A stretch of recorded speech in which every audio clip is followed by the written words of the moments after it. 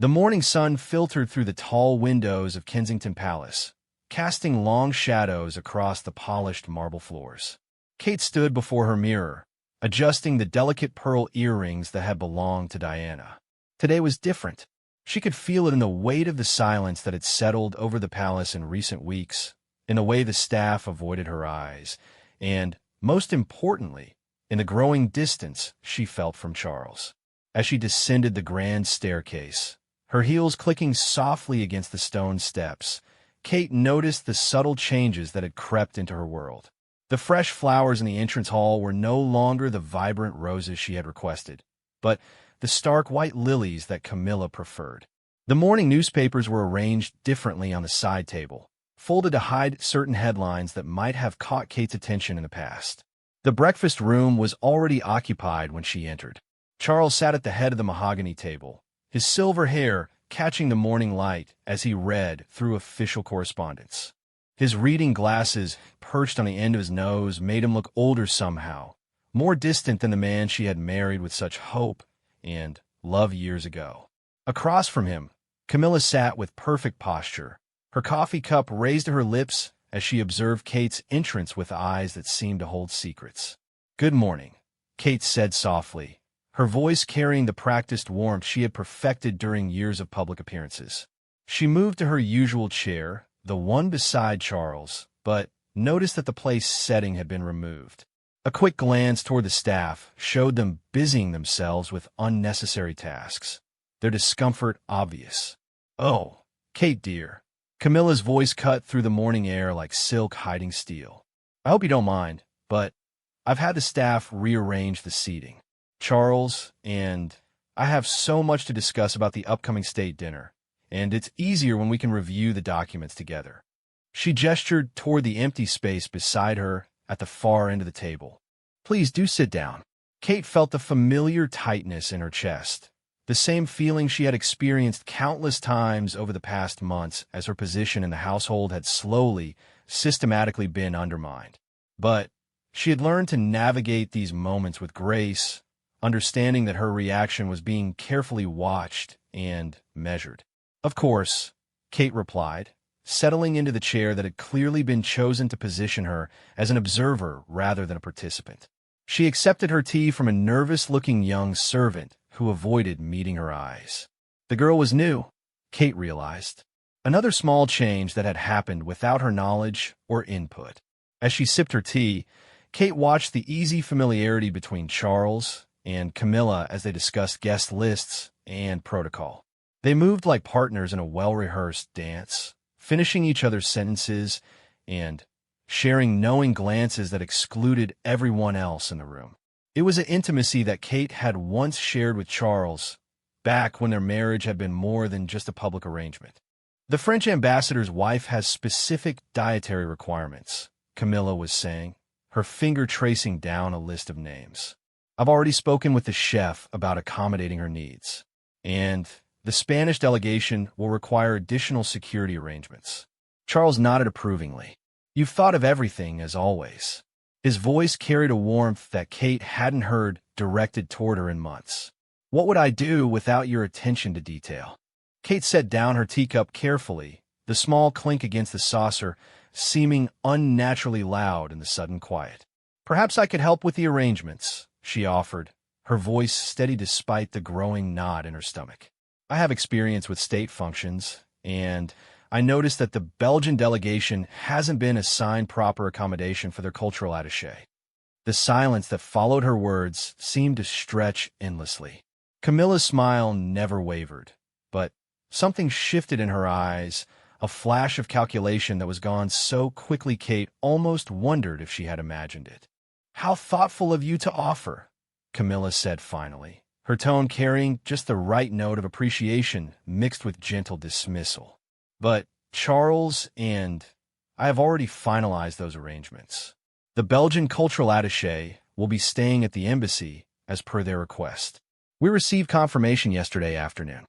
Kate felt the familiar sting of being corrected, of being made to feel as though she had overstepped boundaries that seemed to shift constantly around her. But what hurt more was the way Charles remained silent, his attention apparently absorbed by the documents spread before him, offering no support or acknowledgement of her attempt to contribute. "I see," Kate said quietly. "I wasn't aware that decision had been made." "There's so much to keep track of," Camilla continued, her voice taking on a slightly patronizing tone that was subtle enough to maintain plausible deniability. "Charles and I have been working quite closely on these arrangements for weeks now. Perhaps next time we'll think to include you in the planning stages, though I know how busy you are with your own commitments." The words hung in the air like a carefully placed blade. Kate understood the message clearly. Her input was neither needed nor particularly wanted. She was being positioned as someone whose time was better spent elsewhere, away from the real decisions that shaped their world. Charles finally looked up from his papers, and for a moment, Kate thought she saw something flicker across his face. Discomfort, perhaps, or maybe even regret. But it passed quickly, replaced by the neutral expression he had perfected during decades of public life. "Kate has been working very hard on her literacy initiative," he said, his words seeming to offer support, while actually reinforcing Camilla's subtle dismissal. "It's important work, and I'm sure it demands a great deal of her attention." Kate felt the careful walls she had built around her emotions begin to strain. The literacy initiative was indeed important to her, but the way Charles spoke about it made it sound like a hobby, a way to keep her occupied while the real work of the monarchy continued without her input. "Yes," she said, forcing a smile that she knew didn't reach her eyes. "The children we work with are making remarkable progress. Just yesterday, I received letters from 3 families whose children have improved dramatically since joining the program." "How wonderful," Camilla said, though her attention had already returned to the documents before her. "It must be so fulfilling to work with children. Such rewarding, simple work." The word simple hit Kate like a physical blow, though she was certain Camilla had chosen it deliberately for its dual meaning. On the surface, it could be interpreted as praise for meaningful, uncomplicated work. But underneath, it carried the clear implication that Kate's contributions were elementary, requiring little skill or intelligence. Kate remained silent, knowing that any response would likely be twisted into evidence of oversensitivity or inability to accept well-meaning feedback. She had learned this lesson through painful experience over the past months, as her attempts to defend herself or clarify misunderstandings had been met with concerned suggestions that she might be under too much stress or perhaps misinterpreting innocent comments.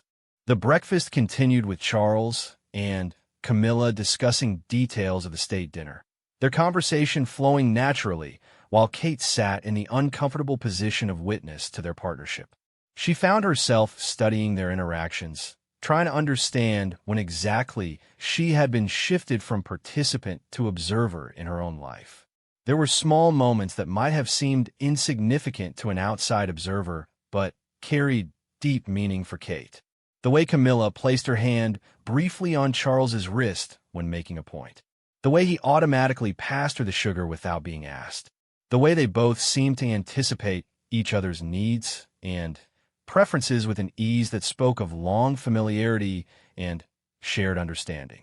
These were the intimacies that Kate had once shared with Charles in the early days of their marriage, when she had believed they were building something together. She remembered mornings when they would sit close together, sharing newspapers and discussing their upcoming obligations with the easy communication of true partners. Those days felt like they belonged to someone else's life now. As the meal drew to a close, Charles gathered his papers and rose from the table. "I have a meeting with the Prime Minister at 11, he announced, glancing at his watch. "Camilla, shall we review the final details beforehand?" "Of course," Camilla replied, rising gracefully and smoothing her skirt. She turned toward Kate with a smile that managed to be both warm and dismissive. "Kate, dear, don't let us keep you from your important work. I'm sure you have a busy day ahead." Kate felt the dismissal like a door closing quietly but firmly in her face. She remained seated as Charles and Camilla left the room together, their voices fading as they moved toward his private study. The staff began clearing the table around her, their movements efficient and careful not to disturb her continued presence. Alone in the breakfast room, Kate allowed herself a moment to feel the full weight of her isolation. The grand room, with its oil paintings of long-dead monarchs, and its crystal chandelier that caught and scattered the morning light, felt more like a museum than a home. She was surrounded by the trappings of privilege and power, yet she had never felt more powerless. Rising from her chair, Kate walked to the tall windows that overlooked the palace gardens. The grounds were magnificent, perfectly maintained lawns stretching toward ancient trees that had witnessed generations of royal dramas. She pressed her palm against the cool glass and wondered if other royal wives had stood in this same spot, feeling the same sense of displacement and quiet desperation. The sound of familiar laughter drifted up from the courtyard below, and Kate looked down to see Charles and Camilla walking together toward the waiting car that would take them to their meeting. They moved in perfect synchronization, their steps matching as they discussed whatever details required their private attention. As they reached the car, Camilla said something that made Charles throw back his head in genuine laughter, the kind of unguarded joy that Kate hadn't inspired in him for longer than she cared to remember. She watched them drive away, leaving her standing alone at the window of a palace that increasingly felt like a beautiful prison. The morning stretched ahead of her, filled with obligations and appearances that would require her to project the image of a happy, fulfilled woman while her actual life slowly dissolved around her. Kate turned away from the window and began walking toward her own appointments, her heels clicking against the marble floors in a rhythm that seemed to echo her growing determination. She would not allow herself to be erased quietly. Whatever game was being played around her, she was still a participant, not merely a spectator. But first, she needed to understand exactly what she was fighting and how far her opponents were willing to go. The corridors of Kensington Palace stretched before her, lined with portraits of royal ancestors who had faced their own challenges with varying degrees of success. Kate drew strength from their painted eyes, reminding herself that she came from a long line of women who had survived and even thrived in circumstances far more challenging than her own. As she walked, Kate began a plan. She would be more observant, more careful in her words and actions. She would document the small slights and systematic exclusions that were slowly eroding her position. Most importantly, she would remember who she was beneath the titles and expectations, a woman with intelligence, dignity, and a right to respect in her own home. The first battle might have been lost without her even realizing a war had begun, but Kate was far from defeated. She had underestimated her opponents, but she would not make that mistake again. The next time Camilla smiled, that knowing smile, or Charles failed to defend her, Kate would be ready. The charity gala was supposed to be Kate's triumph. After months of careful planning and coordination, the evening dedicated to her literacy initiative had attracted some of the most influential philanthropists in the country. The ballroom at Claridge's sparkled with crystal and candlelight, creating the perfect backdrop for what should have been Kate's moment to shine. She stood near the entrance, greeting guests with the practiced warmth that had become second nature over years of public appearances. Her midnight blue gown, chosen specifically to complement the evening's sophisticated atmosphere, drew admiring glances and compliment from attendees who seemed genuinely excited to support her cause. "Your Highness, the work you're doing with underprivileged children is absolutely remarkable," said Lady Morrison, a prominent education advocate whose foundation had pledged substantial support to Kate's programs. "My granddaughter learned to read through one of your initiatives, and the transformation in her confidence has been extraordinary." Kate felt a genuine smile spread across her face, the first truly happy moment she had experienced in weeks. "Thank you so much for sharing that. Stories like your granddaughter's are exactly why this work matters so much to me. Every child deserves the opportunity to discover the joy of reading." As more guests arrived, Kate found herself settling into the rhythm of the evening. This was her element, where she could speak passionately about something that truly mattered to her while raising crucial funds for programs that were making real differences in children's lives. The familiar confidence that had been slowly eroded over recent months began to return as she moved through the crowd, engaging donors and sharing success stories from the initiative. The evening was progressing beautifully when Kate noticed a commotion near the main entrance. A familiar figure was making her way through the crowd, accepting greetings and air kisses from guests with a natural ease of someone accustomed to being the center of attention. Camilla had arrived, though Kate was certain she hadn't been expected. Kate excused herself from her conversation with a potential major donor and made her way toward the entrance, maintaining her composure while her mind raced to understand what was happening. Camilla was dressed impeccably in emerald silk, her jewelry catching the light as she moved through the crowd with the confidence of someone who belonged wherever she chose to appear. "Camilla," Kate said as she approached, her voice carefully neutral. "I wasn't expecting you this evening. How lovely that you could join us." Camilla turned with a brilliant smile, embracing Kate in the kind of public display of affection that looked warm to observers but felt cold and calculated to the recipient. "Kate, darling, you look absolutely stunning. I simply couldn't miss such an important evening for literacy education. Charles sends his regrets, but you know how demanding his schedule can be." Kate felt a familiar chill run down her spine.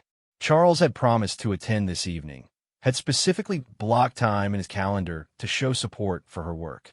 His absence would be noticed and interpreted by the media and guests alike, particularly since Camilla had chosen to attend his place.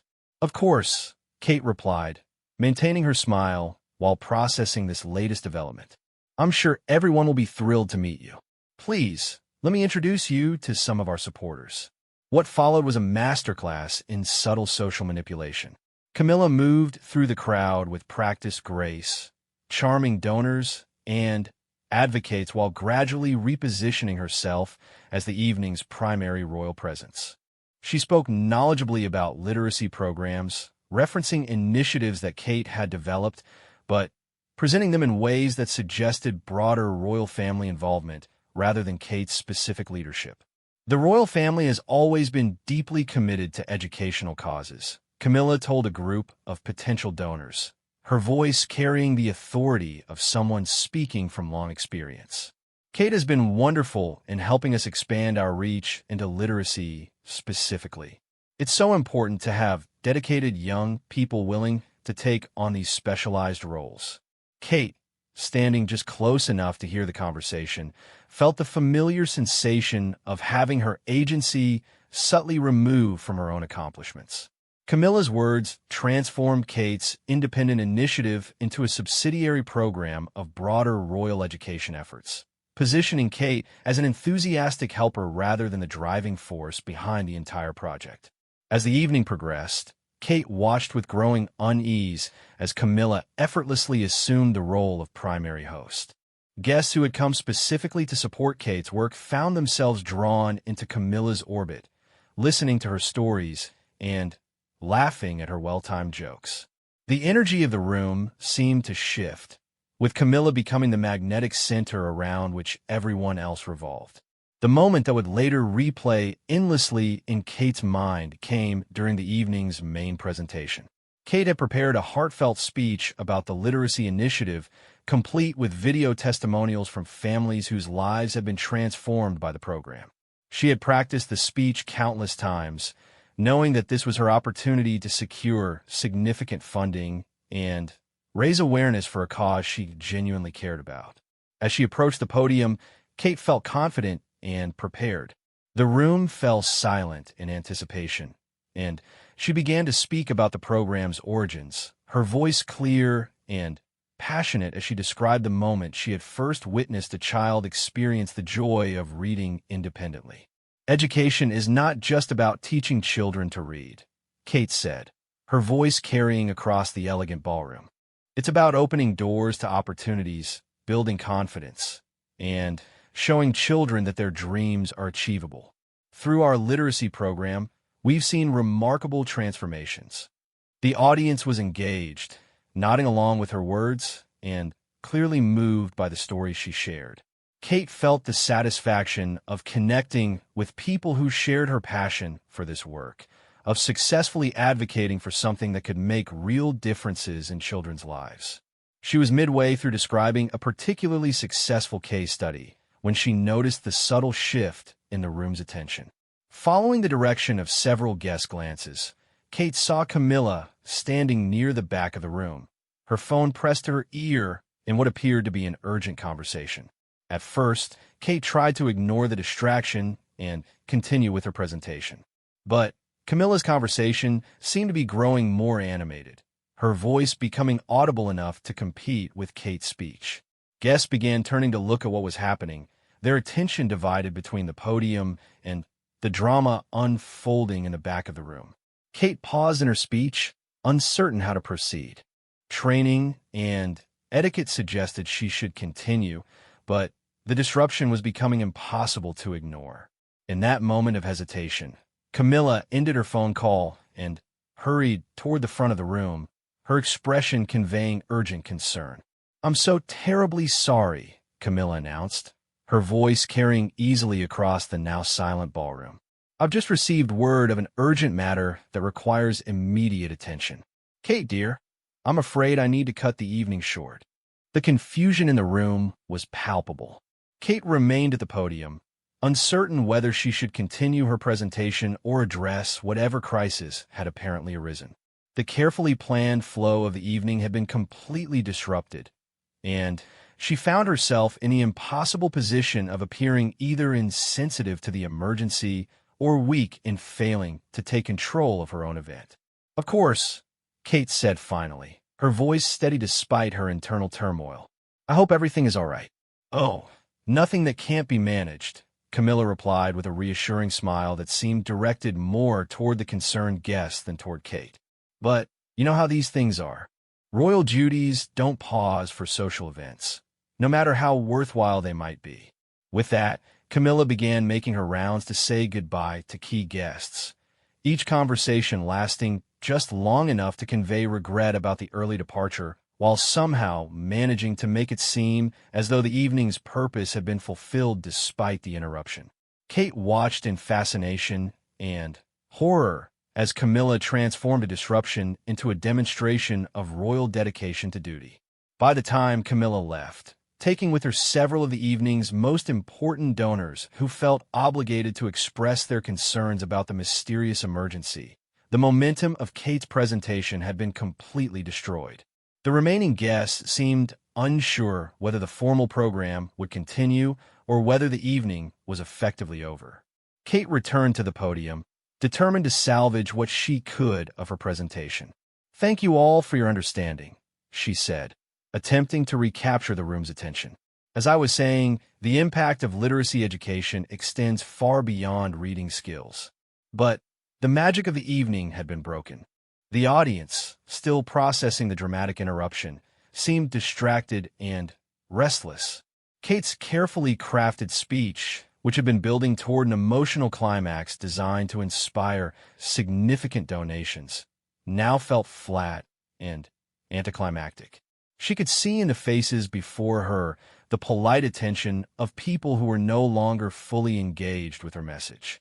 She finished her presentation to respectful applause, but the energy that filled the room earlier in the evening was gone. As guests began to mingle again, Kate noticed that conversations seemed subdued, with many people glancing at their watches and making subtle movements toward the exit. The fundraising totals, when they were tallied later that evening, were significantly lower than projected. Several major donors who had seemed poised to make substantial commitments appeared to have been affected by the evening's disruption, offering smaller amounts than Kate's team had anticipated based on their earlier conversations. Standing alone in the gradually emptying ballroom, Kate felt the weight of what had happened settle over her like a heavy coat.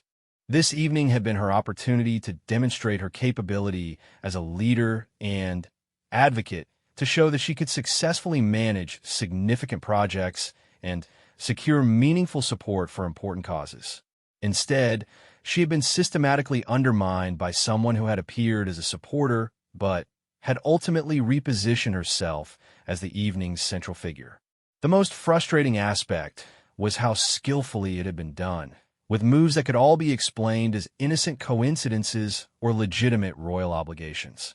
Kate's personal assistant approached with the evening's final numbers, her expression sympathetic. "Your Highness, despite the challenges this evening, we did raise a substantial amount for the literacy program.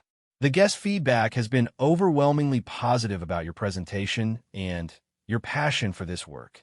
"Thank you, Sarah," Kate replied, managing a tired smile. "I know everyone worked incredibly hard to make tonight possible, and I appreciate all your efforts." As she gathered her belongings and prepared to leave, Kate caught sight of herself in one of the ballroom's ornate mirrors. She looked elegant and composed, every inch the royal patron successfully hosting a charity gala. But behind her carefully maintained exterior, she could see the exhaustion and frustration that she worked so hard to hide from public view. The ride home was quiet, giving Kate time to process the evening's events and their implications. This had not been a random occurrence or an unfortunate coincidence. The pattern was becoming too clear to ignore. Systematic undermining disguised as support. Careful positioning that always left Kate looking either incompetent or ungrateful when she attempted to assert herself. But tonight had also shown Kate something important. Before Camilla's arrival, she had been successful, confident, and effective. The evening had been proceeding exactly as planned, with guests responding positively to her message and her leadership. The problem was not her capability or worthiness. The problem was the deliberate interference with her efforts. This realization brought both frustration and a strange sense of relief. For months, Kate had been questioning herself, wondering if she was somehow failing to live up to expectations or misreading social situations. Tonight had proven that her instincts were correct and that her growing sense of being systematically marginalized was not paranoia, but accurate perception. As the car pulled through the gates of Kensington Palace, Kate made a decision. She would no longer question her own perceptions or accept subtle undermining as unfortunate coincidence. She would begin documenting these incidents and developing strategies to protect her work and her position. Most importantly, she would stop allowing herself to be positioned as a grateful recipient of others' tolerance and start asserting herself as someone with legitimate authority and valuable contributions to make. The palace staff who greeted her return were warm and respectful, treating her with the deference due to her position. But Kate noticed the subtle signs that Charles had returned home earlier in the evening, despite his supposed scheduling conflicts. His coat hung in the entrance hall, and she could hear the distant sound of conversation from his private study. As she climbed the stairs toward her own quarters, Kate felt a mixture of determination and sadness. The work she was doing mattered, and she had both the ability and the right to pursue it without interference.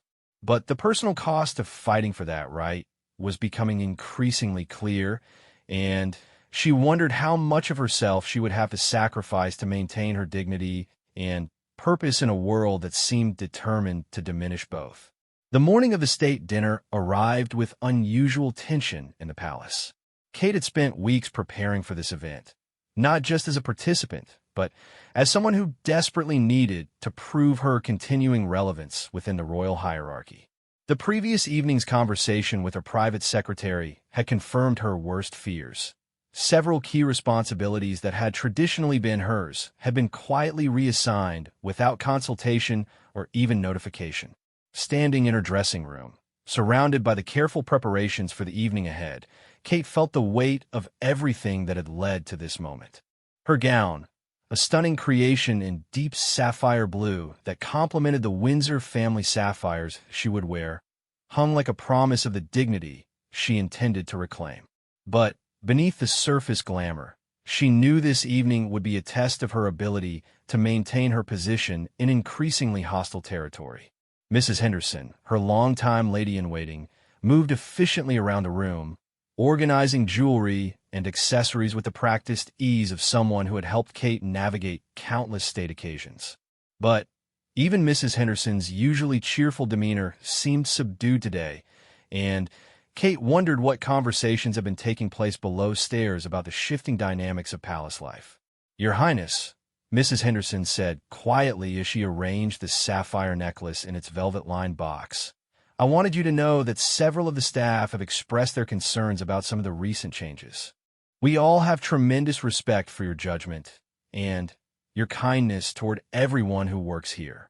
Kate looked at her reflection in the ornate mirror, seeing not just her own face, but the faces of all the people whose livelihoods and sense of purpose had become entangled with her own position in the royal household. She had been so focused on her personal struggle for respect and relevance that she hadn't fully considered how her diminished status might affect the dedicated individuals who had built their careers around supporting her work.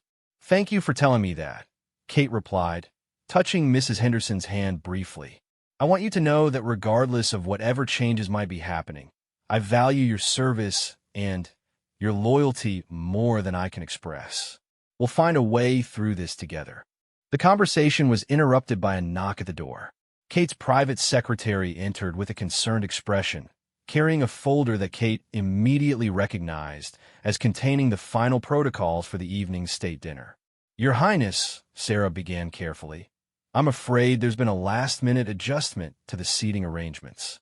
Apparently, there was an error in the original plan that needed to be corrected." Kate felt a familiar knot form in her stomach. "What kind of error?" "Well, you were originally placed at the head table, next to the French president's wife, as would be customary for state dinners. But it appears that position has been reassigned to accommodate what they're calling more appropriate diplomatic precedents." The words hit Kate like a physical blow. The seating arrangement at a state dinner was never arbitrary. It was a carefully calculated display of hierarchy and importance that would be scrutinized by diplomats, media, and royal watchers around the world. To be moved from the head table was not just a personal slight, but a public declaration of her reduced status within the royal family. "Where am I to be seated instead?" Kate asked, her voice carefully controlled. Sarah consulted her papers with obvious reluctance. "At the second table, with the cultural attaches and junior diplomatic staff." The explanation given was that your interests in education and children's welfare would make you an ideal conversation partner for the Minister of Culture's wife. The rationalization was so perfectly crafted that Kate almost had to admire its calculated cruelty. On the surface, it sounded like thoughtful placement based on shared interests.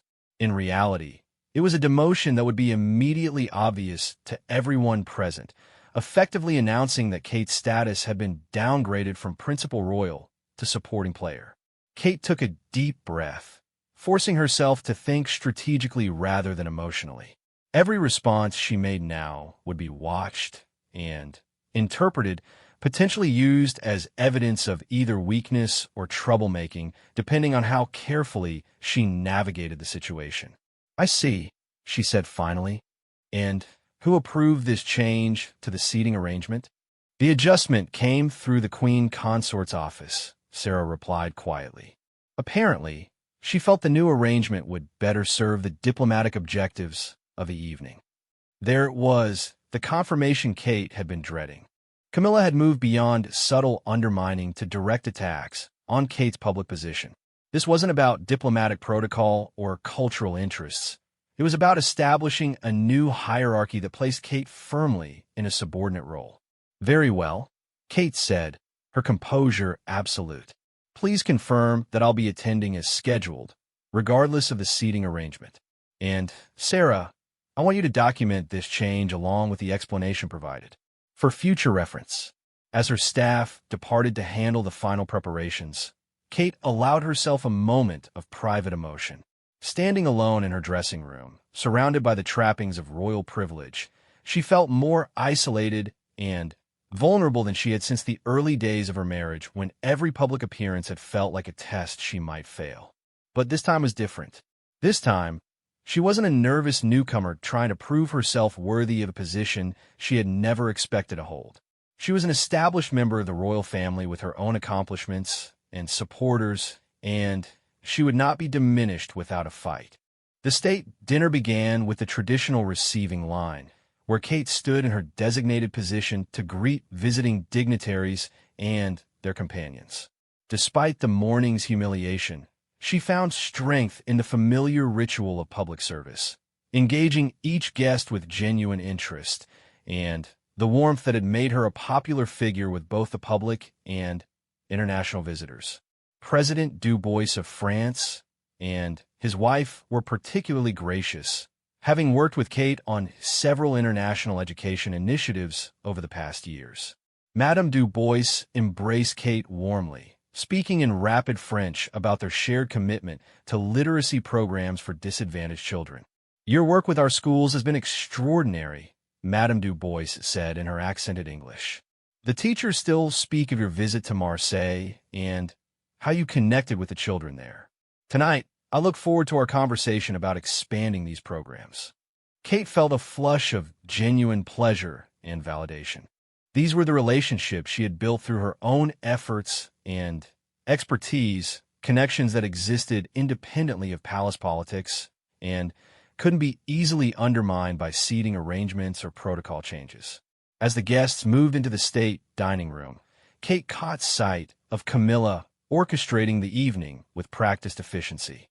She moved through the crowd with the confidence of someone completely in control, greeting diplomatic wives and cultural figures with the easy familiarity of a consummate hostess. When the time came to take their seats, Kate made her way to the second table with her head held high and a genuine smile for her assigned dinner companions. She was determined to prove that her worth couldn't be diminished by placement, that her ability to represent the royal family with grace and intelligence would shine regardless of where she was positioned. The Minister of Culture's wife, Senora Rodriguez from Spain, proved to be an engaging dinner companion with extensive knowledge of educational policy and children's welfare programs. As they discussed innovative approaches to early childhood literacy, Kate found herself genuinely enjoying the conversation and feeling grateful for the opportunity to engage with someone who shared her professional interests.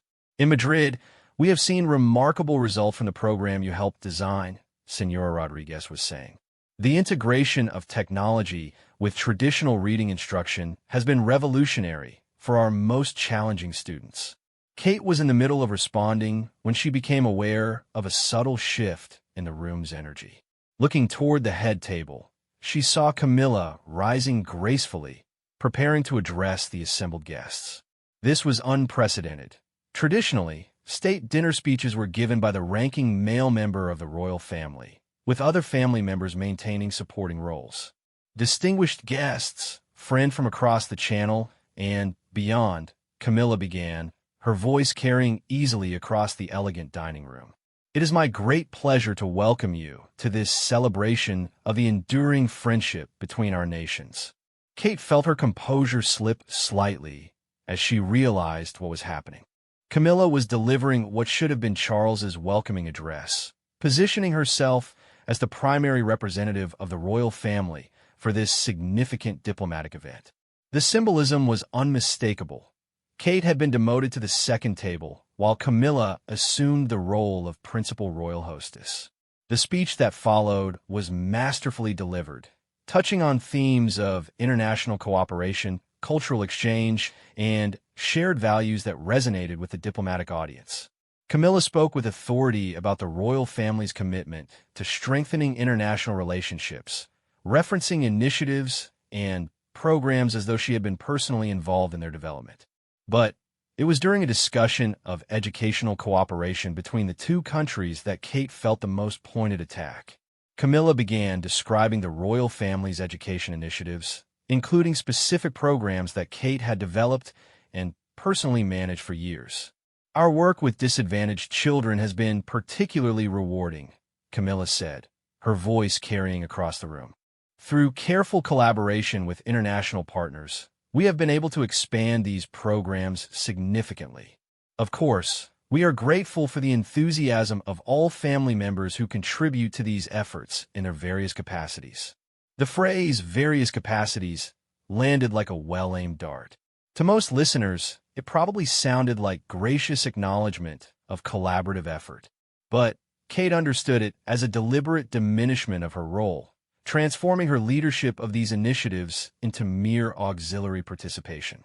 As Camilla continued her speech, Kate maintained her composure while feeling increasingly like she was watching her own professional obituary being delivered. Programs she had conceived, relationships she had built, and achievements she had worked years to accomplish were being reframed as collective royal family efforts in which she had played a supporting role. The most devastating moment came when Camilla mentioned the literacy initiative that had been the focus of Kate's recent charity gala. "Our literacy programs continue to expand," Camilla said with a warm smile, "thanks to the dedication of all involved in bringing these opportunities to children who need them most." Kate felt Senora Rodriguez glance at her sympathetically and realized that her dinner companion understood exactly what was happening. The Spanish minister's wife had worked directly with Kate on literacy programs and knew perfectly well who had been responsible for their development and implementation. "Your modesty is admirable," Senora Rodriguez murmured quietly to Kate. "But those of us who have worked with you directly know the truth about who deserves credit for these remarkable programs." The validation meant more to Kate than Senora Rodriguez could have known, but it also highlighted the painful reality of her situation. People who knew her work personally understood her contributions, but the public narrative was being systematically rewritten to minimize her role and elevate Camilla's position. As the speeches concluded and the evening moved toward its social phase, Kate excused herself briefly to step onto the palace terrace for some fresh air. The London evening was crisp and clear, providing a welcome contrast to the stifling atmosphere she had felt building throughout the dinner. She was standing alone, looking out over the illuminated gardens, when she heard familiar footsteps behind her. Charles approached slowly, his expression unreadable in the dim lighting from the dining room windows. "Kate," he said quietly, "I wanted to speak with you privately for a moment." She turned to face him, noting the tension in his posture and the careful distance he maintained between them. This felt like a formal conversation rather than an intimate moment between husband and wife. "The evening has gone very well," she said carefully, uncertain what tone their conversation would take. "Yes, it has," Charles agreed. "Camilla has done an exceptional job with the arrangements and the hosting duties. The French delegation seems particularly pleased with the evening." Kate felt something cold settle in her chest as she processed his words. He was praising Camilla's hosting abilities on an evening when Kate had been deliberately marginalized and publicly diminished. His failure to acknowledge what had been done to her felt like the final confirmation of where his loyalties truly lay. "Charles," she said quietly, "I need you to understand something. What happened here tonight, with the seating arrangements and the speech, it wasn't about diplomatic protocol or efficiency. It was about systematically removing me from my proper position within our family's public representation." He was quiet for a long moment, and in that silence, Kate felt her last hopes for his support begin to crumble. When he finally spoke, his words were measured and distant. "I think you may be overanalyzing the situation," he said carefully. "These events require complex coordination, and sometimes adjustments need to be made for the greater good of our diplomatic objectives." The response was so perfectly crafted to invalidate her concerns while appearing reasonable that Kate realized she had been naive to expect anything different. Charles had chosen his side in this conflict, and it was not hers. "I see," she said simply, her voice barely audible above the sound of laughter drifting from the dining room where their guests continued to enjoy the evening that had served as her public humiliation. As they stood there in the growing darkness, Kate understood that something fundamental had shifted in their relationship. The man she had married, who had once promised to protect and support her, had become someone who would allow her to be diminished for the sake of maintaining peace with another woman. The realization brought with it a strange sense of clarity. She was truly on her own in this battle, and She would need to find the strength to fight for her dignity and her rightful place without expecting help from the person who should have been her strongest ally. When they returned to the dining room, Kate threw herself into her role as gracious hostess to her table companions, engaging in animated discussions about international education policy and cultural exchange programs. If she was going to be diminished publicly, she would at least ensure that those present would remember her intelligence, expertise, and grace under pressure. The evening concluded with the traditional formal farewells, and Kate stood in the receiving line once again, thanking guests for their attendance and their continued support for the causes she championed. Many of the international visitors made special efforts to express their appreciation for her specific contributions to various programs, validation that meant everything to her in that moment. As the last guest departed and the palace staff began their efficient cleanup, Kate felt exhausted but strangely determined. The evening had been a defeat, but it had also clarified the battle lines and shown her exactly what she was fighting against. Standing in the grand foyer as the palace settled into quiet, Kate made a decision that would change everything. She would no longer participate in her own diminishment by maintaining silence about what was being done to her. The time for polite acceptance of systematic undermining had ended. The confrontation Kate had been dreading finally came on a gray Tuesday morning in November. She had spent weeks gathering evidence of the systematic undermining she had endured, documenting each incident with the careful precision of someone building a legal case. The folder on her desk contained emails, schedule changes, witness statements from loyal staff members, and media clippings that told the story of her gradual marginalization. She had requested this meeting with Charles under the pretense of discussing upcoming Christmas arrangements, but both of them understood that something more significant was at stake. As she sat in his private study, surrounded by oil paintings of his ancestors and the accumulated symbols of royal authority, Kate felt the weight of history pressing down on her shoulders. Charles entered the room precisely at the appointed time, his expression carefully neutral, but with an underlying tension that suggested he anticipated a difficult conversation. He took his seat behind the imposing mahogany desk that had belonged to his father, creating a physical barrier between them that felt symbolic of the emotional distance that had grown over recent months. "Kate," he said with formal politeness, "I trust you're well. You mentioned wanting to discuss the Christmas arrangements." She had rehearsed this moment countless times, but facing him now, Kate felt the familiar knot of anxiety in her stomach. Everything about his demeanor suggested that he was prepared to deflect whatever concerns she might raise, to offer reasonable explanations for unreasonable situations. "Actually, Charles," she began carefully, "I wanted to speak with you about something more pressing than holiday schedules. I need to discuss what's been happening with my role in the family and my public duties." His expression didn't change, but Kate noticed the slight tightening around his eyes that indicated discomfort. "I'm not sure I understand what you mean. Your work with the Literacy Initiative has been going very well from what I've observed." The dismissive response confirmed Kate's worst fears about his willingness to acknowledge the reality of her situation. She opened the folder on her lap and withdrew the carefully organized documentation she had prepared.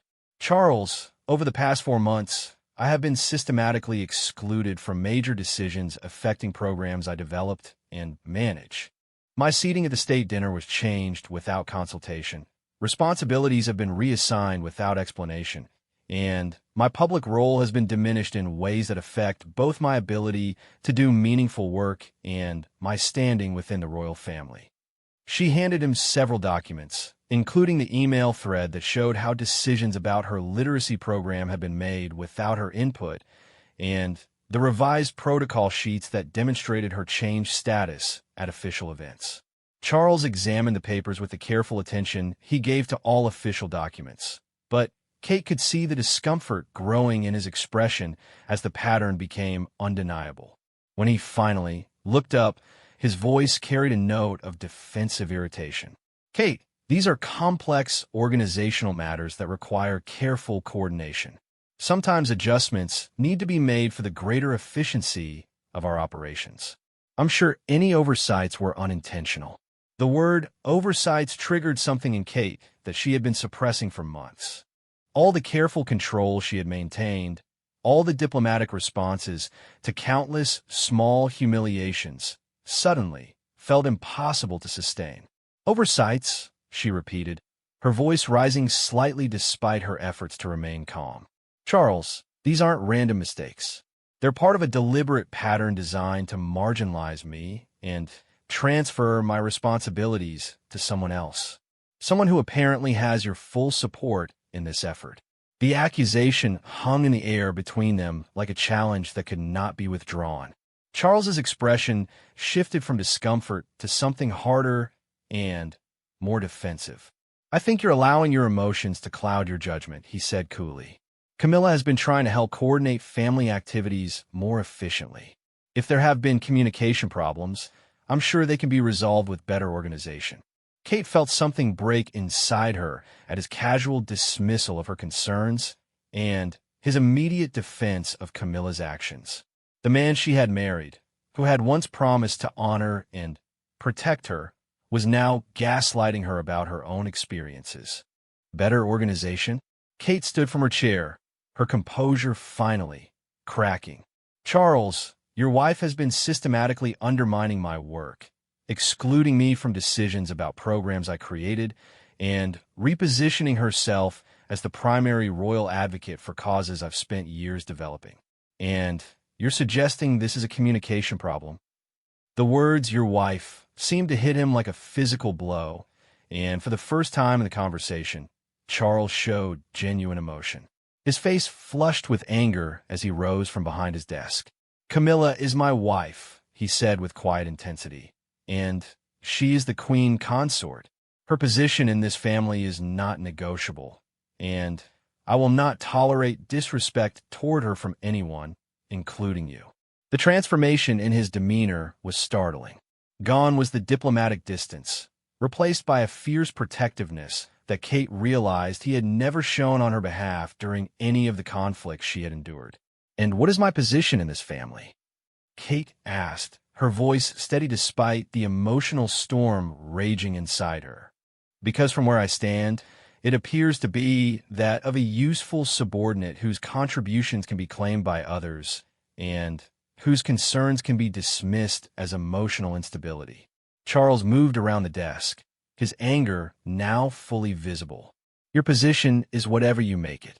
If you're feeling marginalized, perhaps you should examine whether you're approaching your responsibilities with the right attitude and level of cooperation.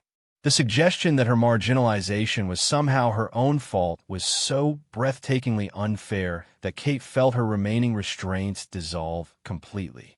All the months of careful diplomacy, strategic silence, and gracious acceptance of unacceptable treatment suddenly seemed like foolish weakness.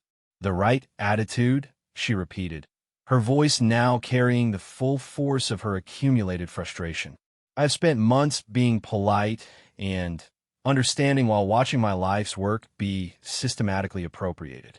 I have maintained perfect composure while being excluded from my own programs and humiliated at public events. And now you're suggesting that my problem is attitude? Your problem, Charles said with cutting precision, is that you seem unable to accept that this family functions as a team, and teams require people to be willing to support each other rather than constantly demanding recognition for every contribution. Kate felt the final pieces of her illusion about their marriage crumble away. The man standing before her, red-faced with anger at her refusal to accept marginalization gracefully, was not the partner she had believed she was marrying. He was someone who expected her to sacrifice her dignity and professional identity for the sake of maintaining harmony with another woman. A team, she said quietly, the fight going out of her voice as the full reality of her situation became clear.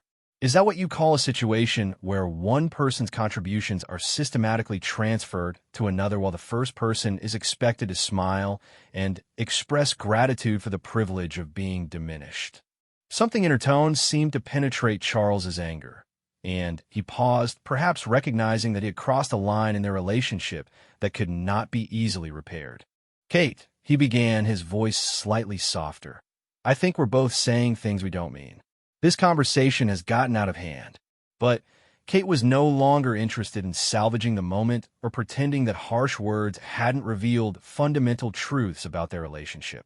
She walked to the window, looking out at the palace grounds where she had once felt at home, but now felt like a stranger. No, Charles, she said without turning around. I think we're finally saying things we do mean. And what I mean is that I will not continue to participate in my own erasure. I will not smile graciously while my work is appropriated, my position is diminished, and my concerns are dismissed as emotional instability. When she turned back to face him, Kate's expression was calm, but implacable. I want to be very clear about something. I am not asking for your permission to maintain my dignity or to protect my professional accomplishments. I am informing you that I will no longer cooperate with efforts to marginalize me, regardless of who is behind those efforts or who supports them. Charles stared at her for a long moment, and Kate could see him processing the implications of her words. She was no longer the accommodating woman who had tried so hard to fit into the royal family's expectations. She was someone who had found her limits and was prepared to defend them. What exactly are you saying? He asked carefully. I'm saying that the next time my seating is changed without consultation, I will publicly decline to attend rather than accept a diminished position. The next time decisions are made about my programs without my input, I will make it clear to all involved that I do not support those decisions.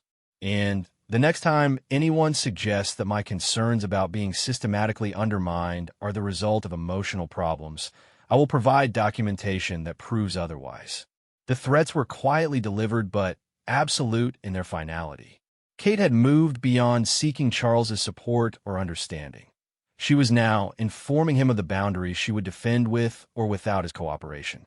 You're talking about creating public conflicts that could damage the family, Charles said, his voice carrying a warning tone. No, Kate replied with certainty. I'm talking about refusing to be damaged quietly for the family's convenience. There's a significant difference. The silence that followed was charged with the recognition that something irrevocable had changed between them. Charles seemed to understand that the woman standing before him was no longer someone who could be managed or convinced to accept unacceptable treatment for the sake of avoiding conflict. I need to think about what you've said, he said finally, his formal tone returning as he retreated behind the emotional barriers that had defined so much of their recent relationship. Of course, Kate replied with equal formality. But while you're thinking, I want you to remember something. I came into this family with my own intelligence, capabilities, and integrity. I will not allow those qualities to be diminished or appropriated by anyone, regardless of their position or their relationship to you. As she prepared to leave his study, Kate felt a strange mixture of exhaustion and exhilaration. The confrontation she had dreaded for months was finally over, and while it had not resulted in the understanding and support she had hoped for, it had accomplished something perhaps more important. It had established her boundaries and her willingness to defend them. The weeks that followed were tense, but clarifying. Kate's newfound assertiveness created ripples throughout the palace hierarchy as staff and family members adjusted to dealing with someone who was no longer willing to be quietly managed. There were several small tests of her resolve, each of which she met with calm but absolute resistance. When Camilla attempted to schedule a meeting about the literacy program without including Kate, Kate politely but firmly declined to implement any decisions made in her absence. When protocol officers tried to assign her a reduced role at an upcoming charity event, Kate requested written justification for the change and made it clear that she would address any inappropriate assignments publicly. The shift in dynamics was subtle but unmistakable. People who had grown accustomed to making decisions about Kate's work without consulting her began including her in communications. Staff members who had started looking to Camilla for direction on Kate's projects remembered that they ultimately answered to Kate herself. Most importantly, Kate rediscovered the confidence and sense of purpose that had been slowly eroded over months of systematic undermining.